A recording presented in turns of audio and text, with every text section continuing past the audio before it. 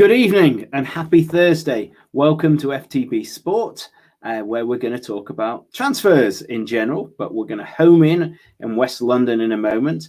But just want to say, like us, share us on Twitter, on Facebook, on YouTube in particular. Go into us, tell your pals.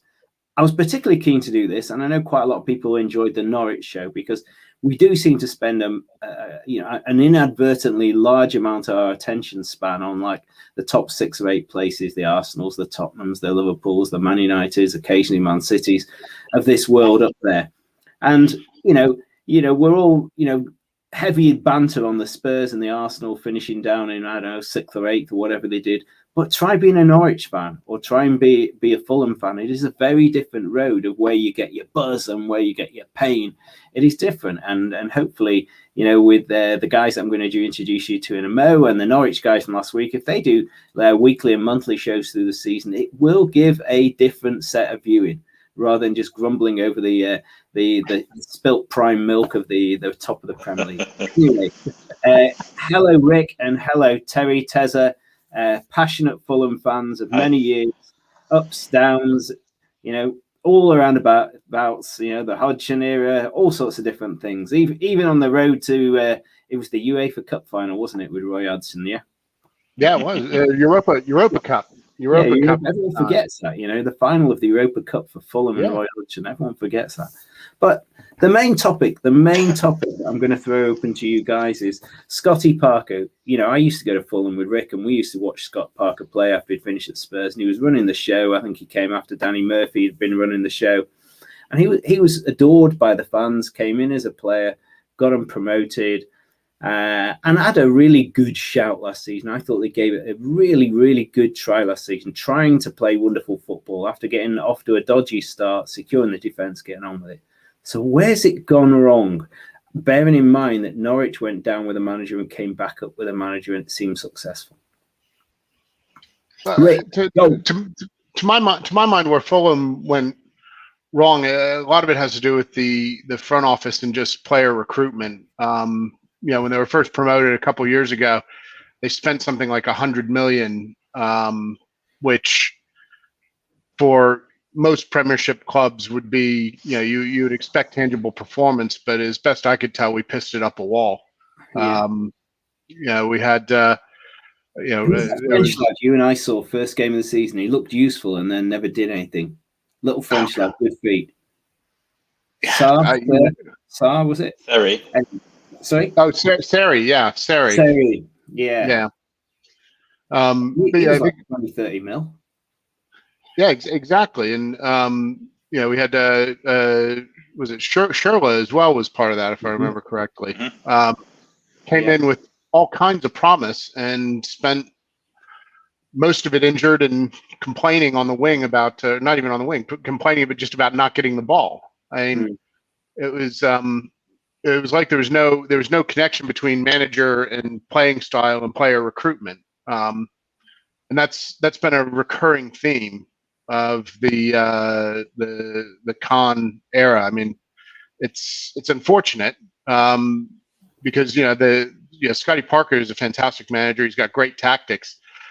He just didn't have the tools. Another example similar to the Sherla situation this year was with Loftus-Cheek.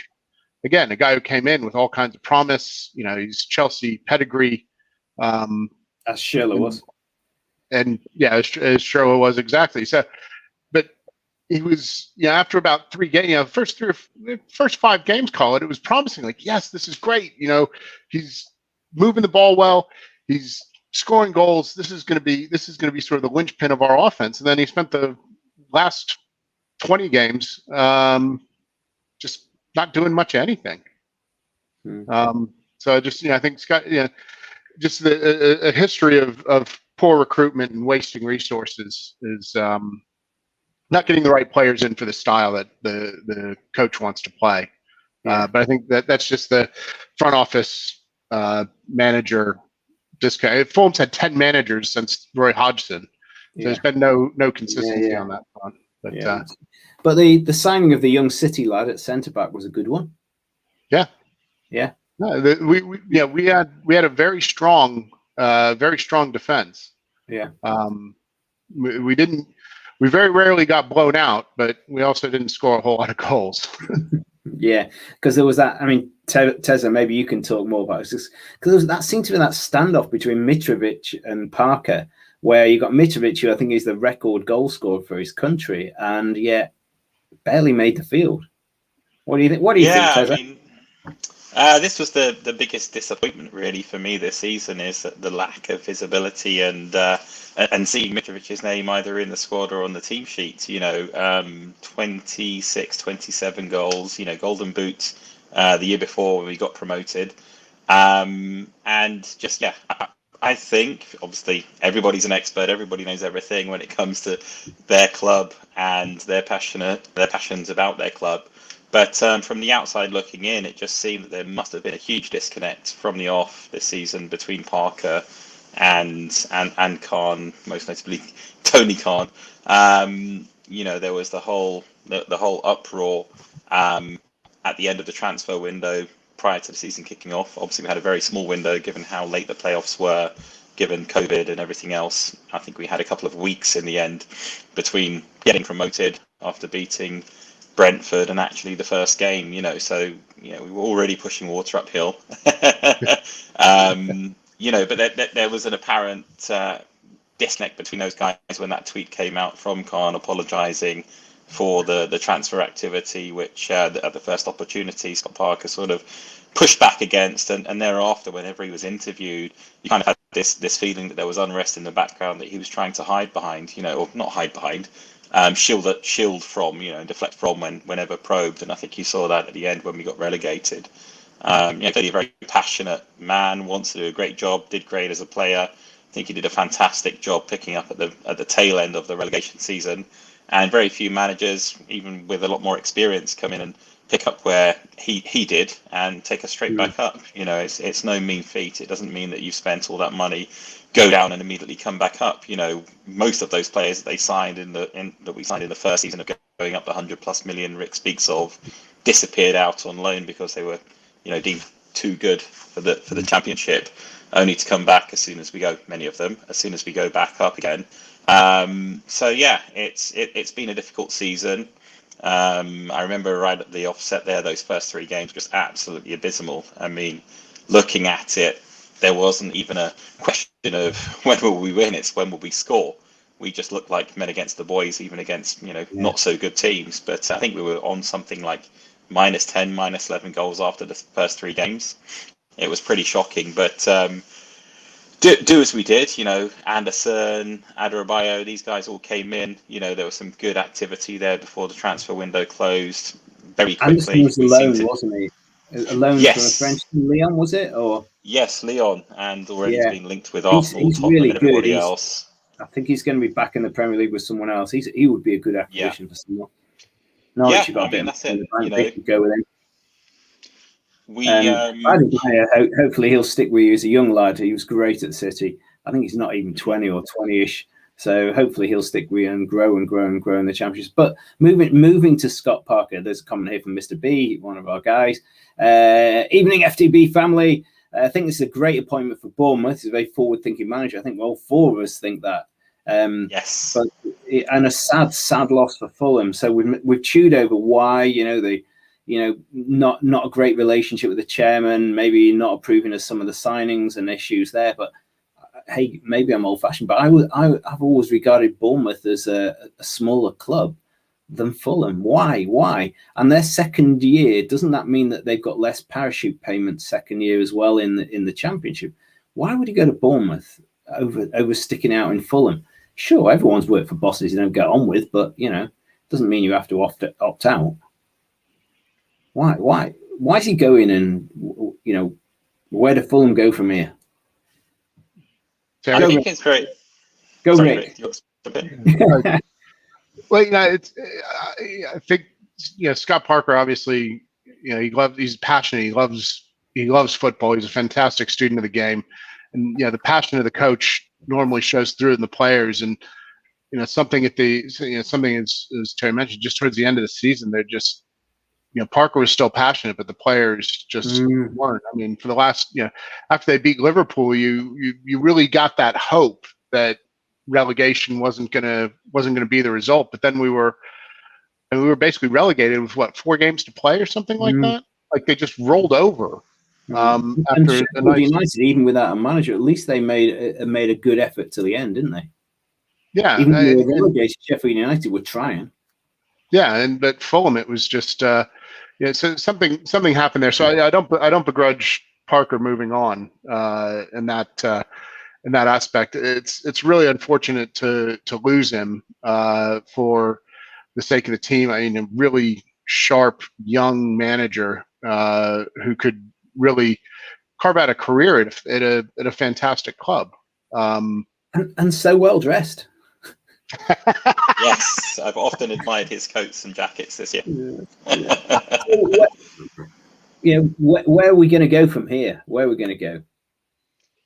I mean, as with the papers have to fill something on the sports pages at the moment, and what better chance and opportunity than throw any manager that there's a question mark over, and any player that's seemingly either out of sorts or there's a bit of unrest there. I mean, Mitrovic is a great example. You got Ivanovic going over to Sheffield United, supposedly he came across to Fulham in the first place when we had him because he has a father-son relationship with him. So it would be no surprise to me, unfortunately, if he ends up either being there or elsewhere at the start of the season. We're being linked with everyone and his dog at the moment, but there's been news overnight that Cooper from Swansea has gone through the roof in terms of the betting going on him. So I'm guessing there's some news over there that he's really good. He's great pedigree, plays good football. And I noticed today that West Brom appointed Ismail, the guy who'd done so well at Barnsley. Yes. So it definitely that indicated to me first season down with parachute payments. The manager possibly is has a little bit more attractive proposition than a club's in the Championship. Otherwise I can't see why Ismail would go to West Brom from Barnsley. I guess they see it's probably a bigger club. Yeah, the interesting one that I find for the Fulham is Chris Coleman is out of contract in China now. Ooh. It would be great to have him back at the Cottage. That would be a fairy tale, wouldn't it? That would be. He was a fan favorite when he was there as a player, as a coach. I would be over the moon if he were to return to SW6. Yeah. The last time I saw Chris Coleman, I was watching him on that Sunderland Till I Die documentary. Oh, I mean, it's an effort. Watching Sunderland Till I Die is fantastic, and Chris Coleman was loved by all around him at the club. He really did well, but on hiding. But so Chris Coleman would be fantastic. Well, let's watch this space. Or Graham Potter from Swansea. He's a really good manager as well. So I think Potter is probably more of the now. Coleman might be maybe a fairy tale come true, but be interesting. And any other thoughts, chaps, before we move on to the other transfer activity elsewhere? And you can give this impartial view on it and paste in thoughts, because I'm going to ask about some managers in a minute. But any other Fulham thoughts? We've got Chris Wilder there that I feel was unfairly treated by Sheffield United. Brought them up. Knows how to run a team on a shoestring. There's no harm in exploring that avenue, in my opinion. Chris Wilder would be good. Potter would be good, and maybe Chris Coleman. Yeah, I think there's some opportunities there. There's some really good opportunities. In terms of managers, I just wondered, your views on, two clubs that have been without a manager for quite a long time now, and one is Palace, who seem to have this guy. Let's even get the pronunciation right. Favre. The guy from Dortmund and stuff. I mean, he does seem to have a really good pedigree away from the Premier League. Seemed it could be the one for Palace. The closest manager to the hot seat in Spurs is Nuno Santo again, coming back. I mean, Spurs do seem. You remember when you were a kid and you were at the disco and you'd ask half of the girls to dance and it all turned you down, and the really, really ugly looking spotty one maybe eventually came round to the end of the way. Well, it was that sort of. That feels like Spurs, isn't it? Spurs seem to be, trying to seduce all the girls and getting turned down, and they'll end up with the the tough one. But any thoughts on Palace and Spurs managers? Hodgson is a tough act to follow. I mean, and Palace is a tough club to Palace. The Palace fans demand a lot, and yourself, Ian, and a few others who have spent a lot of time down there, and it's whoever's going to take over is going to have a really, really tough go of it. If Palace will probably really need to splash out, because the players that they have, I mean, Hodgson plays a very special brand of football, and he's very good at it. And the players he recruits are very good at it. Unless you get a Roy Hodgson Jr. coming in, I think your Palace are really gonna struggle. I mean, who was the Dutch bloke Palace had right before Frank de Boer? Because we were laughing about it. Because I mean, he lost the first 8 or 9 games, and that's where a gamble didn't pay off. A guy who didn't know the Premier League, but we're laughing about the fact that Holland looked phenomenal the other night, and there's bloody Patrick Van Arnold also playing well for Holland, and you're thinking, oh my God, what happens in the Euros? All we need now is Batshuayi to get on the field and start booting the ball in the net for Belgium, and it's just. A Palace circus again. But yeah, I mean, let's see. I mean, if I was a Spurs fan, I would have chased Rafa Benitez. I really would. But I think Nuno Santo's a good manager if they can. I don't know what the issue was, whether he wanted to bring. Maybe it's that Jordi Mendes. Is it Jordi Mendes, the agent he deals with all the time? Yes. Nuno Mendes. And I think there's a big deal about his association with the club, and that's possibly why Palace.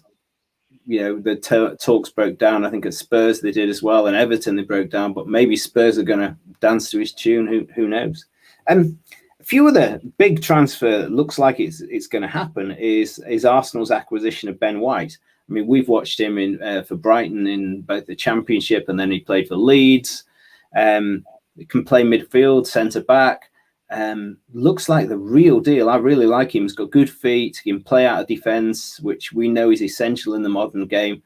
But bloody hell, 50 million is a lot, isn't it?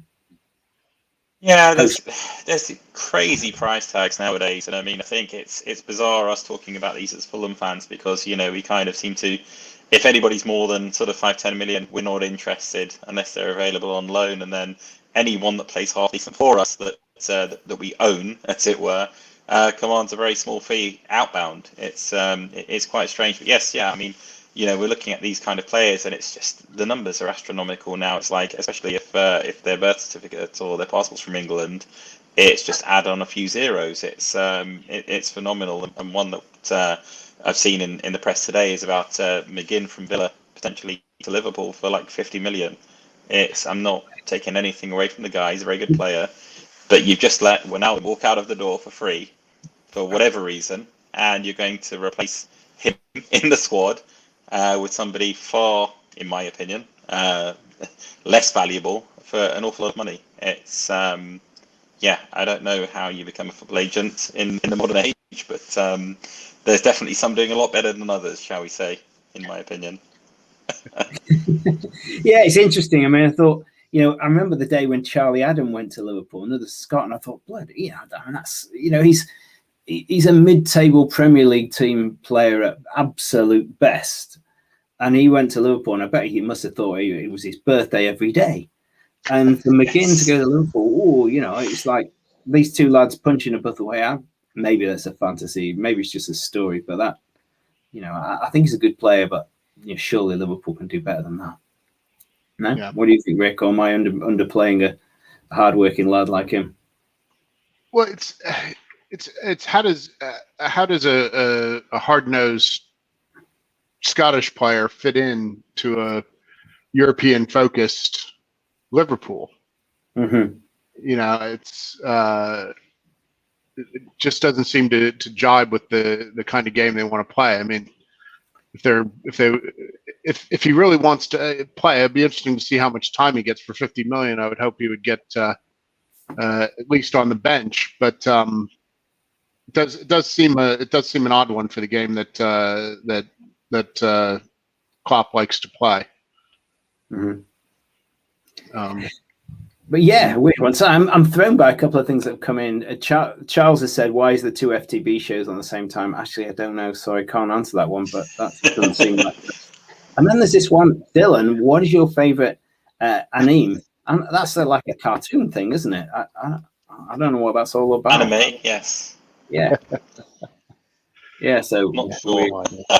not sure one. But Leicester quietly getting on with business. Ryan Bertrand, 31 years old, free transfer from Southampton. That has to be a good deal, doesn't it? I mean, he'll quietly do really well for Leicester, I'd have thought there, and the other signings they're making. Burnley, I was watching Nathan Collins for Stoke, and apparently he's really good. I think that could be a good signing. I just wonder if that predicts that James Chawarski, have I got the pronunciation right? You know, he's been a centre back who's been, sought by a variety of other Premier League clubs. I just wonder if that's the time now Burnley sell him on at 28, acquiring this new guy before they do on that one. And then actually, I'd love your opinion on the next two stories. The Sandro one from Dortmund to Man United. I mean, this is going on weeks after weeks. It's like two big sweaty sumo wrestlers trying to work it all out. I will pay 65 million. Oh no, we want 85. I mean, come on. What do you think? Good player? Big fee? Young lad? For me, I've only seen a handful of games. I think he's good. Is he that kind of money? Who knows? I think it will remain to be seen. But the fact he can't get in the England team, I think, sort of says something. More than a few minutes. I've seen I've probably seen less than 2 hours of him play. In that, he's looked decent. Has he looked 75, 80 million decent to me? No. But we'll see what happens. But Man U have an interesting transfer policy.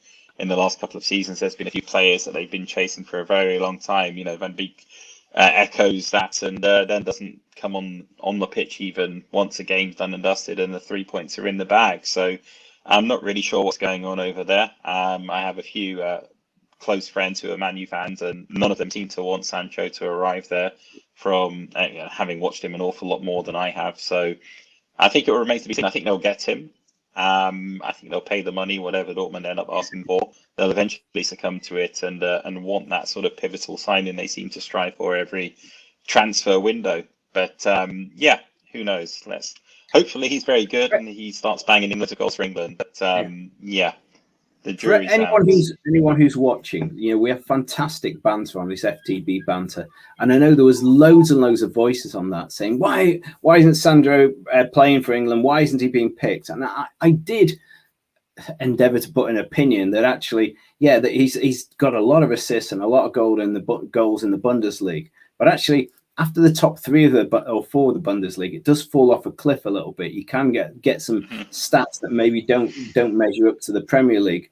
But also, I think England are just very fortunate in his position and that side of the field where Saka's doing really well, and you got Foden a bit more internally for that. Just that opportunity. But he is a great young player. Gems. Quite a challenge coming in, and I think this is Scotty Parker really, and that is about player management. Maybe Mitrovic keeping the team spirit up. It did tail away. Shouldn't he be accountable really for that, sustaining that momentum through the whole season? Is that something Bournemouth should worry about? Rick, what do you reckon? No, I don't think so. I mean, you watch Scotty Parker's post-match interviews and otherwise. I mean, the guy is passionate about football. He's passionate about the game. He's passionate about the team, and that'll rub off on the players. I've heard some stories from the Fulham dressing room over the years, given again the just aggregate number of managers, and there are managers who are not involved, who delegate everything and basically just show up, pick a team, and run them out. But Scotty Parker is not that kind of manager. So that's why I think the issue with the team towards the end of the season had more to do with the relationship with the front office than anything to do with Scotty Parker. Because even towards the end of the season, he was, passionately focused. I mean, the interview I remember Scotty Parker after they won promotion at Wembley, and he's saying like, I'm going to go see my kids, and then Monday morning, our season starts in 6 weeks. I got to work. Like, he is a passionate workhorse. So like I said, the situation at Fulham probably has more to do with the just general disquiet from the front office than anything to do with Scotty Parker. So we united on that. I think he's a good guy, good coach, decent motivator. Yeah, and that touching on that same post-match interview, that's what I was going to touch on. He was in tears. He was holding back the tears. He was clearly a fan as much as a boss, as much as an employee of the club. The guy is going to be a big loss to the club, in my opinion. And should Bournemouth go up and we don't next season, it would be no surprise to me, unfortunately. Okay. A couple of other transfers, just views on. Quick one. The Billy Gilmour possibility of going to Norwich. That seems like a match made in heaven. He'll get to play every game for Norwich. He'll get to shine. He can go back to Chelsea looking as good as Sancho did when he went to Dortmund to come back to United, kind of, if you know what I mean. I mean, he left City as a youngster, not getting a game, went to Dortmund, played every game, really shone, and now he's a 70-80 million pound player. Could Billy Gilmour do the same at Norwich, have a wonderful season, and then, God, not another incredible talent for Chelsea? They seem washed with talented players and money at the moment. I don't know whether Chelsea are going to dominate the next few years, but boy, they seem to have a good springboard on it, and a very astute manager. Billy Gilmour, thoughts? Yeah, I think he looks like a great prospect. I've seen a handful of games recently of him, and he gives his all. He doesn't stop running. He's a bit of an engine going on there throughout every game, and doesn't stop. I think definitely gives 100% every game that I've seen of him, and I think he's an asset. I think he'll do great over there. Chelsea do sort of run this mothership of sort of bringing in the superstars and letting the homegrown talent go out and fester elsewhere, and unfortunately, it just didn't work with us and Loftus-Cheek this season. But I think Gilmour will be very different prospect. He definitely has the hunger there, and you can see it every time he plays. It'd be interesting. Rick, thoughts? Yeah, I mean, Chelsea for a club that was supposed to have a transfer ban for 12 months or something like that. They certainly seem to be absolutely awash in talent. It'll be great. It'll be great to get a run out every week. Really show his wares, and hopefully, for his sake, not so much for Chelsea scum, basically, but I hope for his sake that he's able to properly make a career of it and get a transfer to a proper club like Fulham. Fulham might have been a good club to go on loan if they managed to survive in the Premier League. That would have been interesting. And I've got to ask the big one. There's a couple of big sharks out there in the ocean. Harry Kane, Haaland. Do you think either will move clubs this season? When Haaland they want 140 million for, and Kane in their dreams at 130 million. Surely Kane is 28 in a few weeks' time. He looks like he's towing a caravan in the Euros at the moment. Will he leave Spurs? Yes. As a City fan, I am nervous as hell of paying that sort of money and giving someone like Gabriel Jesus, who's brilliant, to Spurs for Harry Kane. I'm distraught about the idea, but I just don't think it's good value. I mean, and not that he wasn't a great player. I don't know how moldable he is for Pep. Pep likes the young players who will do as they're told. I don't know. What's your thoughts, chaps? I think Rick. Tottenham will. Oh, sorry. I think Tottenham will bite their hands off. They're obviously very orientated towards these receiving these bids and this money, and Levy will be all over it, in my opinion. I can't see him turning down 100+ million offer, in my opinion. And if the first one comes in at around 100, he'll ask for more. If it comes in at 120, he'll ask for more. I think it's time for him to try somewhere else. As a fan of Kane, I think he would prosper elsewhere. He's got to be worthy of trying somewhere better at least. It's whether a club wants to pay 120, 30 million and probably upwards of 300-400 grand a week in this day and age, which is mind-blowing, to give him that chance. He's going nowhere at Tottenham. He's done as much as he can there. Yeah, exactly. Rewind a few years when Tottenham were 2-3 seasons ago when they had their best season ever, for a very long time at least in the Premier League. It just still wasn't quite enough, and him and Son's partnership isn't enough for those guys to compete right up there where I think Kane feels he deserves to be, and probably wants a shot at least. Good man. Rick, any thoughts? There's two great white sharks out there in the ocean. Well, Levy is never really cared much for Spurs fans, and I think selling Kane would just further confirm that his doesn't really care for the fans, because I mean, it's not so much that you can cultivate these players and then sell them on, but what is he buying? What does he spend the money on? I mean, where are you going to get value? Harry Kane value is it's just going to drive. It's going to be. He will wind up bringing in somebody similar to the way Andy Carroll went to Liverpool. Andy Carroll was never, what was it, a 30 or 40 million transfer? Yeah. That made the signing of Charlie Adam look good. simply because they sold Torres. So I don't see it working out well in any way, shape, or form for Spurs at all. I mean, it would be great for Kane to really realize his full potential, which, Spurs are always going to be one or two players short of a championship. It's the way that they've run as long as I've been looking at them, which is last 16 years.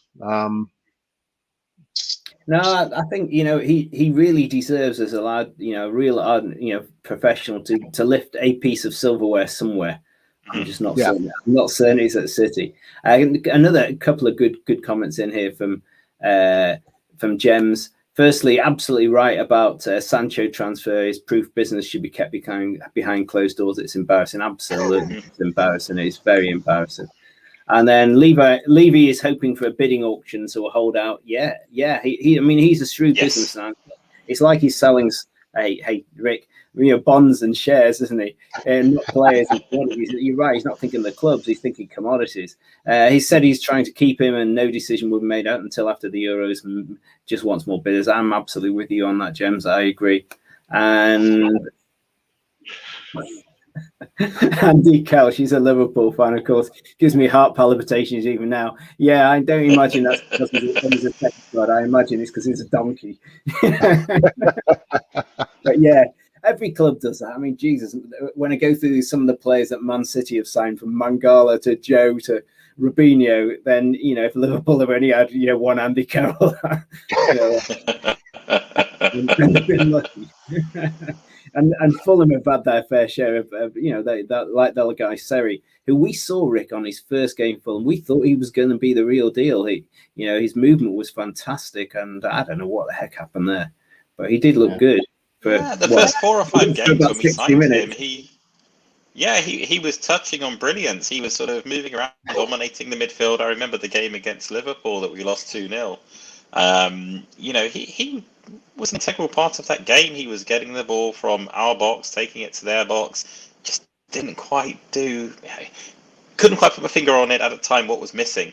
But yeah, definitely. I think he's got a year left on his contract. I think this next transfer window, they should just get whatever money they can for him. I think last season there were a few bids shy of what we paid for him, and they rejected them. It's just like, just get rid, just wash your hands, get some money before he walks away for free. My big fear here is obviously all of the loan players have gone back now to their respective clubs, and we start shedding any kind of talent we have. Harrison Reed's being touted with Liverpool. That would be with Leeds. That would be an absolute nightmare if he was to go. I think we need somebody like him if we stand any chance of coming back up next season. So my last two questions to you, two gentlemen, is number one, will Fulham win the championship next season? And number two, will you come back on FTB Sport on a pretty regular basis, weekly or monthly, and maybe a couple of other Fulham fans, and update us on what life is like in the Championship? Go on. We are 110% going back up. As they always do. I like Fulham in the Championship because they play twice a week and they win. There's none of this, waiting around for Saturday to, nail biting 0-0 or 0-1 loss at the Cottage. We're talking goals, we're talking exciting football, and Fulham winning. Good stuff. Good stuff. Yes, I hope we do. I hope we do go up. Not through the playoffs this time, please. I don't think I can manage 3 Wembley finals in a row. Yes, absolutely. More than happy to come on this more. I definitely have more confidence in that than the first question, unfortunately. But it remains to be seen what happens between now and mid to late August. Cool. Thank you so much, Tom. Thank you, Rick. One last quick comment coming through from Gems. You can always find a hidden gem in a transfer window. Don't always have to spend big, but you need great scouts. Yeah, I'm not totally convinced that's a £50 million John McGinn, but yes, you're right. I mean, Andy Robertson was like one of the buys of the century. There are diamonds like that to be found. Yes. All around. And just hope he doesn't go to City. No, I can't see it now. In my dreams, I think he's the best left back there is. And City don't even really have a credible left back. So there you go. But thanks ever so much, guys. Stay on. I'm going to end the broadcast. Remember, all out there, if you like the show, bit of Championship talk as well there. Like us, share us, mention us to other football Fulham fans. Yeah. Have a really lovely evening. Cheers. Cheers. Thank you. Thank you. Bye.